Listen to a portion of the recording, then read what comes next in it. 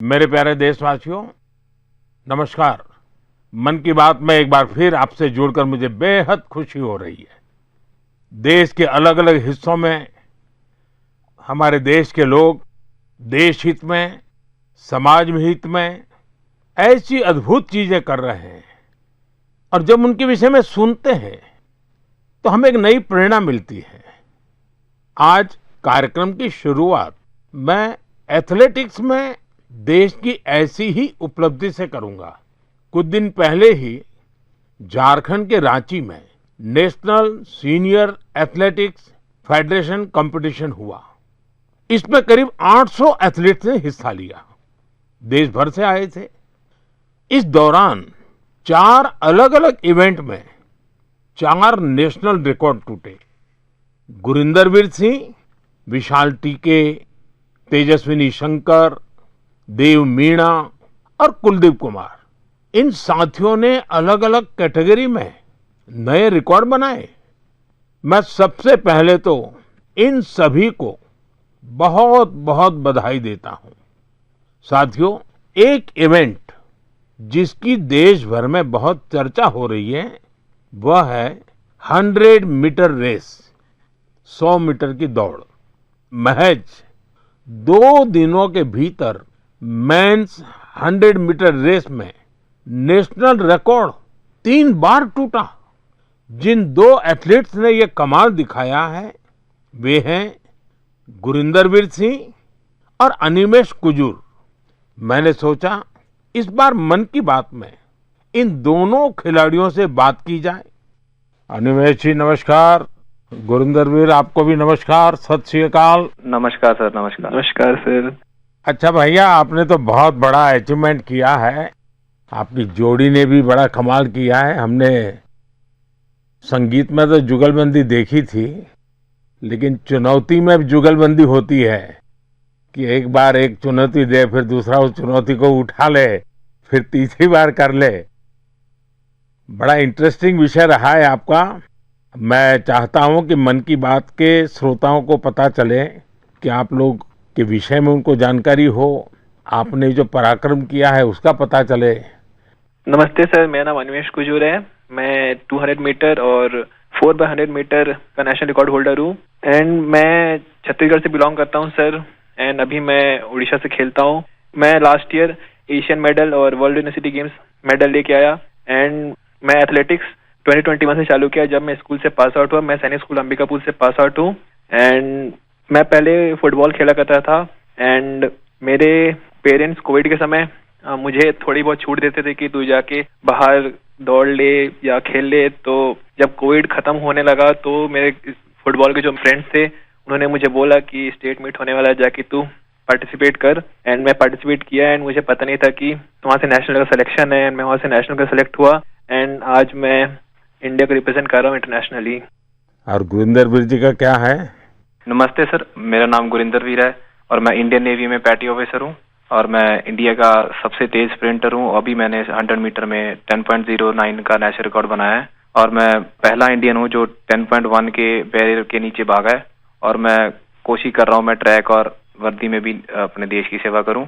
मेरे फादर और मेरे ग्रैंडफादर दोनों स्पोर्ट्स करते थे, तो हमारे इंडिया का कल्चर है जब भी कोई त्योहार होता है जैसे दिवाली जैसे नया साल, तो हम अपने घर की सफाई करते हैं। तो मैं अपने फादर की ट्रॉफीज और मेडल्स की सफाई करता था, तो मेरे को वो बहुत अच्छा लगता था। मैं बहुत खुश होता था जब मैं कोई ट्रॉफी साफ करता था तो मैं पूछता था अभी ये ट्रॉफी कहाँ जीती, ये मेडल कहाँ जीता, ये फोटो कब की है।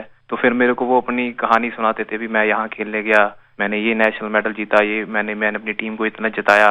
तो फिर मैं भी उनको बोलता था भी मैं भी कोई स्पोर्ट्स करनी है। वो रनिंग करने जाते थे मॉर्निंग में, तो मैं उनको बोलने लगा भी मेरे को भी लेके जाया करो आप अपने साथ। तो मेरे को लेके जाने लगे, जो उन्होंने अपनी गेम स्पोर्ट्स में सीखा था तो मेरे को सिखाने लगे, तो मेरा इंटरेस्ट बनने लगा। मैंने यूसेन बोल्ट का वर्ल्ड रिकॉर्ड टूटता हुआ देखा। तो एक स्टोरी है ऐसे फनी, मैं अभी टीवी देख रहा था तो मम्मी ने मेरी ने टीवी बंद कर दिया, भी अभी बेटा पढ़ने का टाइम हो गया, आप पढ़ो। तो मैं कभी ठीक, आप मेरे को टीवी नहीं देखने देते, एक दिन ऐसा आएगा आप मेरे को टीवी में ढूंढोगे भी, देखो वो गुरिंदर दौड़ रहा है। तो मेरे को भी खुशी होती है जब मेरी माँ मेरे को टीवी पे दौड़ता हुआ देखती है। वाह वाह वाह, बड़ी शानदार बात है भी आपकी तो। हाँ जी। मिडिल क्लास फैमिली है सर। फिर मेरे फादर वो भी वॉलीबॉल खेलते थे। घर की प्रॉब्लम्स की वजह से उन्होंने अपनी स्पोर्ट्स छोड़ दी। उनका जो सपना पूरा करने वाला रह गया, तो उन्होंने मेरे अंदर वो सपना देखा भी मेरा बेटा वो सपना पूरा करेगा। तो मैं उनसे बातें करता था, फिर सुनता था मिल्खा सिंह इतनी मेहनत करते थे। मैं उनको बोलता था मैं भी एक दिन आपका सपना पूरा करूंगा। तो बोलते सपना पूरा ऐसे नहीं होता, उसके लिए बहुत हार्ड वर्क करना पड़ता है, मेहनत करनी पड़ती है। मिल्खा सिंह जी खून की उल्टियां करते थे, धूप में भागते थे, सारा सारा दिन ट्रेनिंग करते थे। तो वो चीजें मेरे को इंस्पायर करती थी। मेरे फादर मेरे को इंस्पायर करते थे कि मैं भागूंगा अपने देश के लिए मेडल लाऊं, जीतूं। और ये भी था भी जब मैंने इवेंट चूज किया 100 मीटर, सभी मेरे को बोलते थे भी 100 मत करो, 100 इंडियंस का इवेंट नहीं है, इंडियंस की बॉडी 100 मीटर के लिए बनी ही नहीं है। तो मैं और मेरे फादर हमेशा बोलते थे भी गुरिंदर, हमने ये चूज किया है, हम इससे पीछे नहीं हटेंगे। जो हमें बोलते हैं भी हम नहीं कर सकते, हम उसको करके दिखाएंगे और तू करके दिखाएगा, मुझे तेरे पे भरोसा है। तो वो भरोसा जब मेरे को मेरे फादर ने मेरे पे किया, तो मैं उस भरोसे को अपनी हिम्मत बना के मैं चला और मैं आज हर इंडियन बोलता है भी इंडियन स्प्रिंट कर। देखिए, आप दोनों ने बहुत बड़ा कमाल किया है और सिर्फ 2 दिनों के भीतर आप दोनों ने 3 बार नेशनल रिकॉर्ड तोड़ा है। 100 मीटर रेस में दौड़ना, और जैसा गुरिंदर वीर जी ने कहा कि लोग कहते हैं कि भारत के लोगों का तो बदन इस काम के लिए है ही नहीं, इतना मुश्किल होते हुए भी आपने काम किया। तो ये दोनों से मैं जानना चाहूंगा, और मन की बात के श्रोता भी सुनना चाहेंगे कि कौन सा जज्बा था, क्या जीत थी, क्या सोचा था और कैसे कर रहे थे? ये कितना मुश्किल होता है? जी सर, मैं गुरिंदर, मैं जब स्टार्टिंग में सर बहुत स्ट्रगल था, बहुत बार डाउट भी आया कि मैं सही कर रहा हूँ, मैं सही चूज किया, क्योंकि हर बार आप नहीं जीते, कभी कभी आप सीखते हो। जब मैं हारता था, जब मैं सही परफॉर्मेंस नहीं आती थी, कोई इंजरी आ जाती थी, तो मेरे घर वाले मेरे को सपोर्ट करते थे भी कोई नहीं, एक दिन बुरा चला गया, एक साल बुरा चला गया तो इससे जिंदगी खराब नहीं होती, सपने देखना नहीं छोड़ते। तो मेरे कोच ने भी मेरे को ये सिखाया, अगर तू नहीं करेगा तो कोई और नहीं कर पाएगा। तो ऐसे जब हमारी कम्युनिटी, हमारे आसपास के लोग हमें उत्साहित करते हैं, तो हमारा कभी वो मोटिवेशन नहीं टूटता। अनिमेश जी?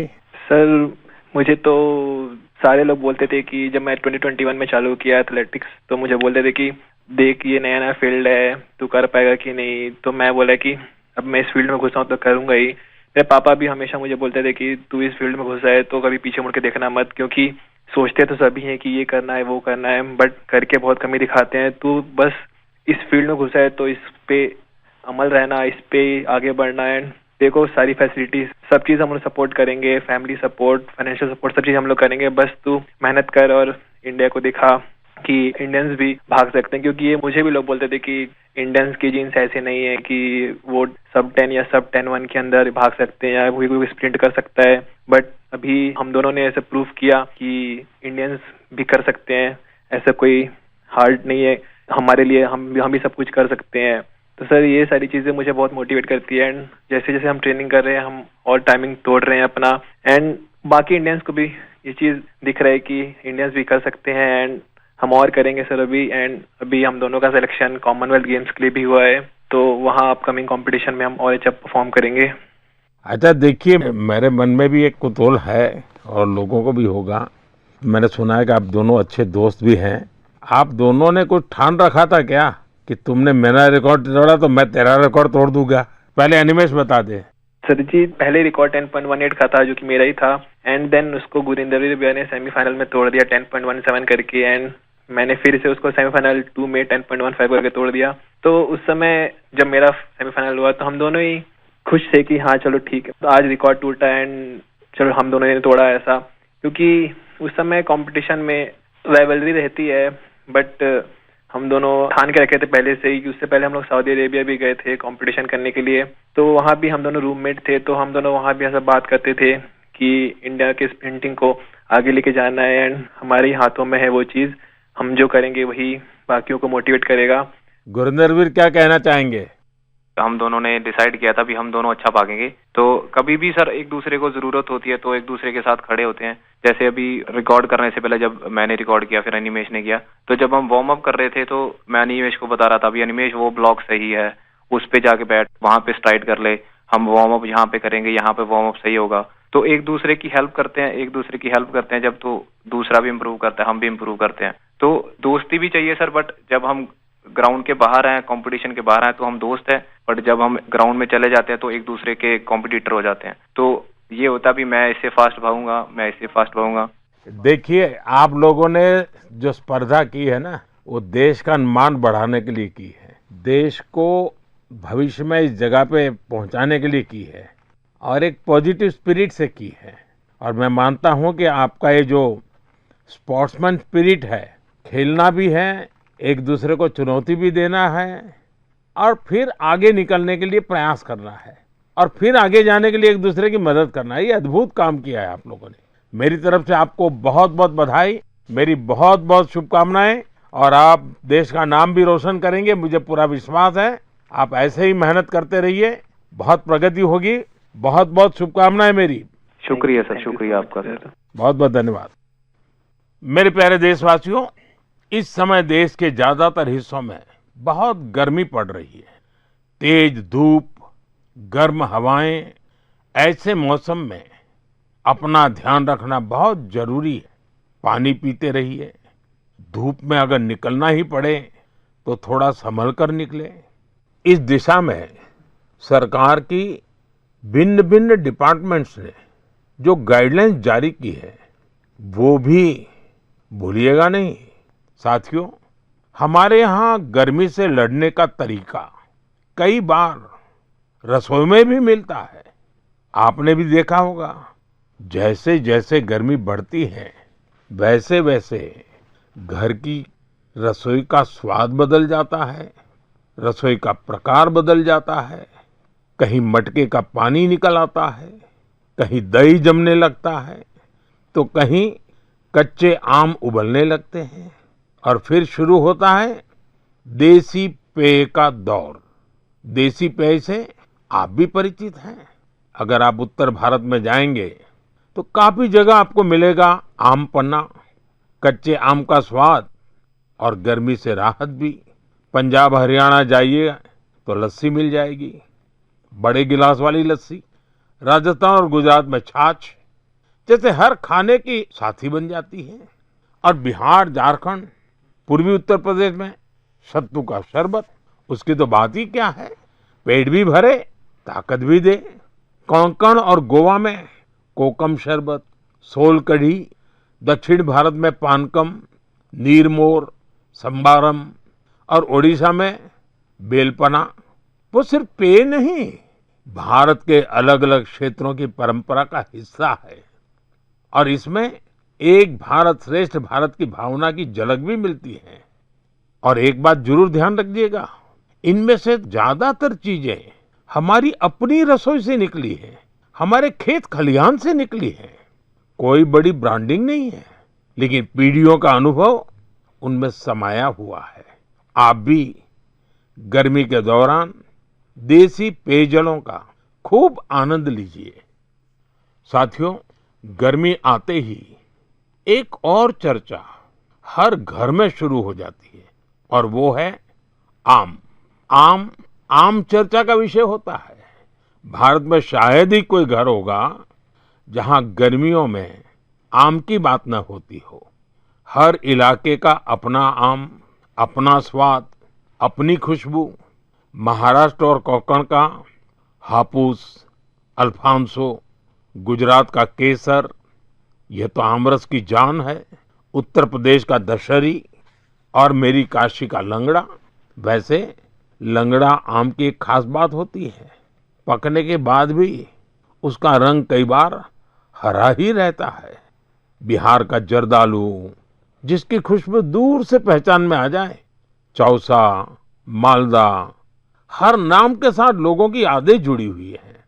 दक्षिण भारत जाइए तो बंगनपल्ली, तोतापुरी, नीलम, मलगोवा, बंगाल का हिमसागर, उड़ीसा और आंध्र प्रदेश का सुवर्ण रेखा, यानी जगह बदलती है, आम का रूप, रंग और उसका स्वाद भी बदल जाता है।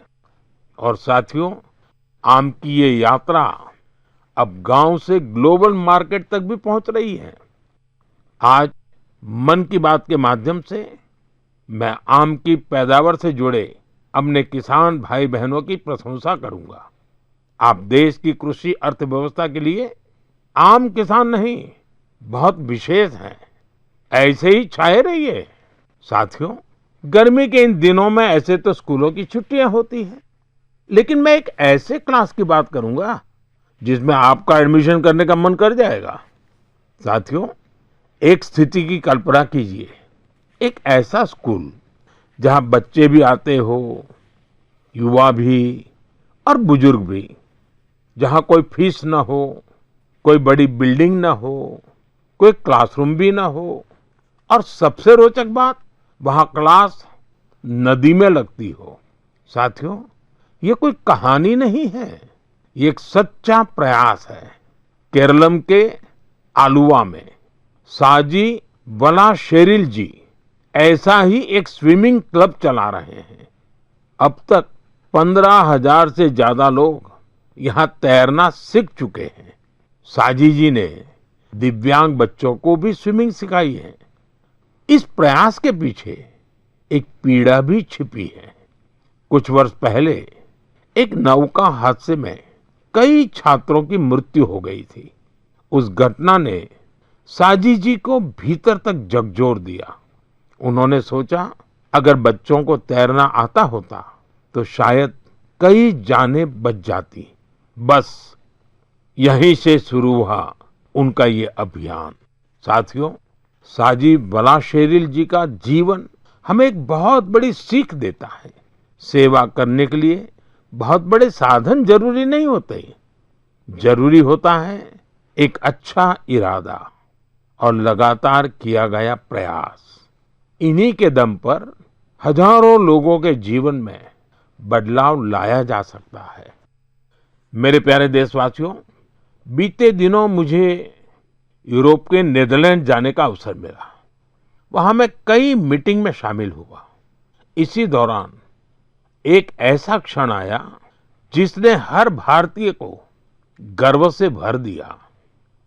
नीदरलैंड्स में आयोजित एक विशेष समारोह में चोला काल की प्राचीन ताम्र पट्टिकाएं भारत को वापस सौंपी गई। उस कार्यक्रम में नीदरलैंड्स के प्रधानमंत्री भी मौजूद थे। इन ताम्र पट्टिकाओं को लेकर मुझे देश विदेश से लगातार संदेश मिल रहे हैं। लोग खुशी जता रहे हैं, गर्व व्यक्त कर रहे हैं। दुनिया भर के तमिल समुदाय में भी इसे लेकर विशेष उत्साह है। साथियों, इन ताम्र पट्टिकाओं को लेकर लोगों में काफी जिज्ञासा भी है। इसलिए आज मैं इससे जुड़ी कुछ बातें आपसे साझा करना चाहता हूं। इनमें 21 बड़ी और 3 छोटी ताम्र पट्टिकाएं हैं।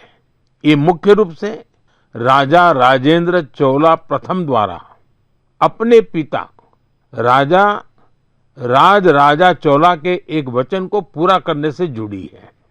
इनमें आनाई मंगलम गांव को एक बौद्ध विहार को दान देने का उल्लेख है। इन ताम्र पट्टिकाओं में चोला वंश की उपलब्धियों का भी वर्णन मिलता है। इनसे पता चलता है कि चोला साम्राज्य की समुद्री शक्ति कितनी मजबूत थी। दक्षिण पूर्व एशिया के देशों के साथ उनके संबंधों की जानकारी भी इनमें मिलती है। चोला साम्राज्य के समृद्ध इतिहास और संस्कृति पर हम सभी को बहुत गर्व है।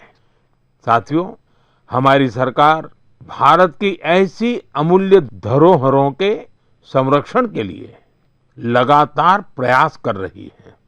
इसी क्रम में ज्ञान भारतम अभियान के तहत छत्तीसगढ़ के मल्हार में भी एक महत्वपूर्ण खोज हुई है। यहाँ 3 दुर्लभ ताम्र पट्टिकाएं मिली हैं।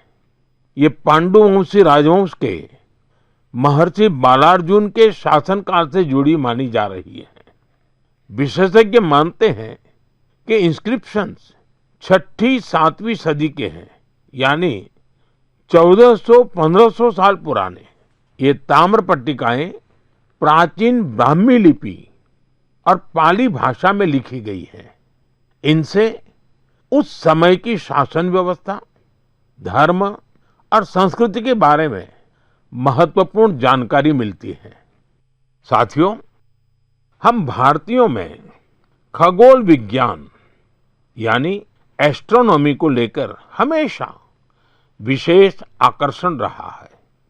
हमारे देश में आज भी सदियों पुरानी ऑब्जर्वेटरीज मौजूद है। यहाँ अद्भुत मैथमेटिकल डिस्कवरीज हुई है। नेविगेशन हो, पंचांग हो या हमारे पर्व त्योहार, इन सब का संबंध आकाश और तारों से रहा है। हमारे यहाँ एस्ट्रोनॉमी ने हर पीढ़ी में कौतूहल जगाया है, उसे एक्सप्लोरेशन के लिए प्रेरित किया है और आज के युवाओं में भी इसे लेकर काफी उत्साह दिखाई देता है। आजकल आप भी देखते होंगे, देश भर में एस्ट्रोनॉमी क्लब्स तेजी से लोकप्रिय हो रहे हैं। बड़े शहरों से लेकर छोटे कस्बों तक, स्कूलों से लेकर पार्कों तक इनकी गतिविधियां दिखाई देती हैं। मुझे बेंगलोर एस्ट्रोनॉमिकल सोसाइटी के बारे में जानकारी मिली। यहाँ ऑब्जर्वेशनल सेशंस आयोजित किए जाते हैं। इस संस्था ने ग्रामीण क्षेत्रों में एस्ट्रोनॉमी को लोकप्रिय बनाने का मिशन भी शुरू किया है। खगोल मंडल नाम की टीम ने 30 घंटे का एक बहुत इनोवेटिव कोर्स शुरू किया है। साथियों, रात में तारों को निहारना अपने आप में अद्भुत अनुभव होता है। एस्ट्रो केरला नाम की एक संस्था नाइट ऑब्जर्वेशन कैंप और वर्कशॉप आयोजित करती है। यहाँ युवा साथी टेलीस्कोप बनाना और स्टार मैप्स का इस्तेमाल करना सीखते हैं। राजकोट के बिग बैंग एस्ट्रोनॉमी क्लब ने गिर के जंगलों से लेकर कच्छ के रण तक अनेक एस्ट्रोनॉमी इवेंट्स आयोजित किए हैं। ज्योतिर्विद्या परिसंस्था भी एस्ट्रोनॉमी के सबसे पुराने संस्थानों में से एक है। यहाँ ऑब्जर्वेशनल फैसिलिटीज के साथ साथ बुक्स, लाइब्रेरी और टेलीस्कोप लाइब्रेरी की सुविधा भी है। मैं आईसेक का भी जिक्र करना चाहूंगा। यह एक student led nationwide network है जो एस्ट्रोनॉमी और एस्ट्रोफिजिक्स क्लब को आपस में जोड़ता है। साथियों, अपनी हॉबी के लिए समय निकालना और लगातार कुछ नया सीखते रहना बहुत जरूरी है। मैं युवाओं से आग्रह करूंगा कि वे किसी एस्ट्रोनॉमी क्लब से जरूर जुड़े और इन छुट्टियों में किसी प्लेनेटेरियम को भी जरूर देखने जाएं। साथियों, मन की बात कार्यक्रम को जो लोग टीवी पर देख रहे हैं, मैं उनसे कहूंगा एक वीडियो जरूर देखिएगा। ये वीडियो पिछले दिनों बहुत चर्चा में रहा। इसमें कुछ लोग बहुत धैर्य से, बहुत सावधानी से एक गंगा डॉल्फिन को बचाने की कोशिश कर रहे हैं।